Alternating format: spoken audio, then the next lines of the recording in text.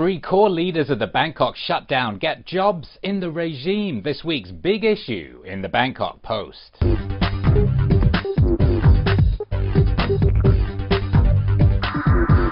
This is Dave Kendall with The Big Issue, a video companion to the hard-hitting Sunday column by legendary Bangkok Post journalist Alan Dawson. The 2014 military coup followed 6 months of street protests known as the Bangkok Shutdown.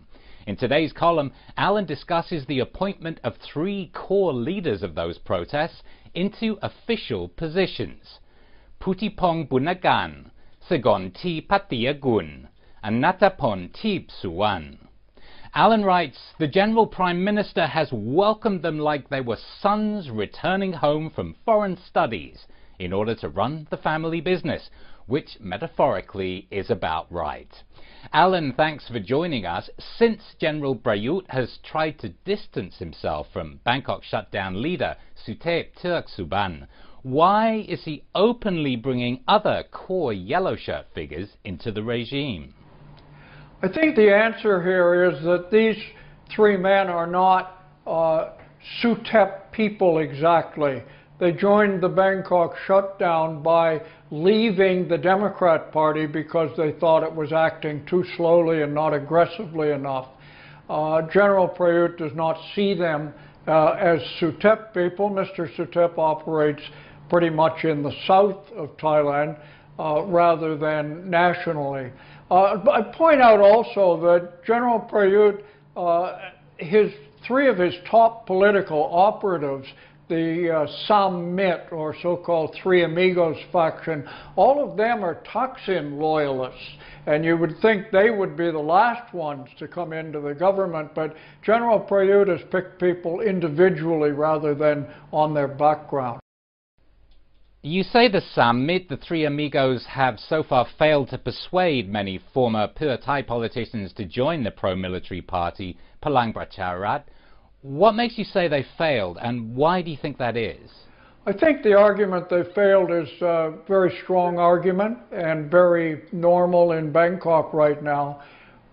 These so-called 3 Amigos, the Samit, have failed to bring in any high-ranking, well-known former members of the Thaksin government, Thaksin regime, and the Thai Rak Thai party. The red shirts have stayed pretty united in this single goal of staying out of the military regime's umbrella. And finally, Alan, do these appointments affect the political equation, and to what extent? What are the 2 most likely scenarios in the next election right now? That's a little bit tough reading the future, but I think that first of all, we're probably going to be looking at an election not in February, but maybe closer to May, or maybe even after that. The regime has to prepare a lot of things to be ready for the election, and February is still pretty close for them. The second thing is, I think that when the election occurs, the aim of the regime is to create a stalemate in the lower house, the elected part of parliament, with many parties unable to form a coalition and unable to form a majority. When they do that, by the Constitution the military wrote, they have to go and try to find a prime minister elsewhere, and I think we all know who is willing to do that. We do indeed. Alan Dawson, Big Issue columnist, thanks for joining us. Read The Big Issue every Sunday in the Bangkok Post print edition, the e-newspaper, or at bangkokpost.com.